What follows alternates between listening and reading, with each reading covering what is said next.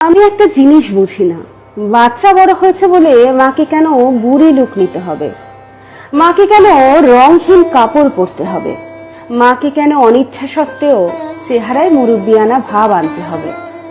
সন্তানদের সাথে যদি মায়েরাই রঙিন হয়ে থাকে তাহলে সমস্যা কি? একদল উত্তর দেবে, মায়েদের একটা রেসপেক্ট আছে না, মায়েদের সবকিছু মানায় না। মহা মুশকিল।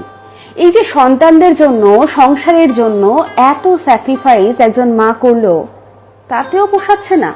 রেসপেক্ট পাওয়ার জন্য সাজা ছেড়ে দিতে হবে, ফিকে কাপড় পরতে হবে।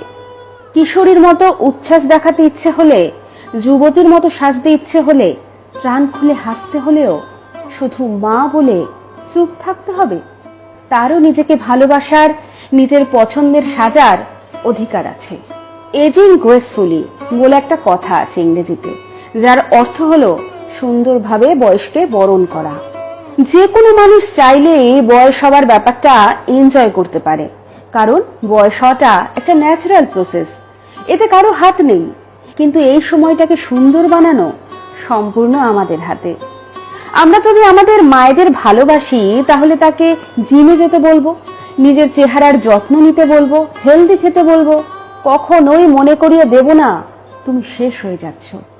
মা হলে কেউ বড় হয় না, সংসারের সব দায়িত্ব নিলেও কেউ মানসিকভাবে বৃদ্ধ হয় না।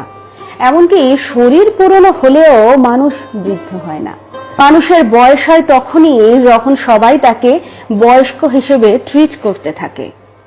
সম্প্রতি কলকাতায় ঘটে যাওয়া একটা ঘটনা বলি। এক বিয়ে বাড়িতে এক 50 ঊর্ধ্ব ভদ্রমহিলা লাল রঙের লিপস্টিক পরে যাওয়ায় তার আত্মীয় স্বজনেরা তাকে ভীষণভাবে অপমান করে।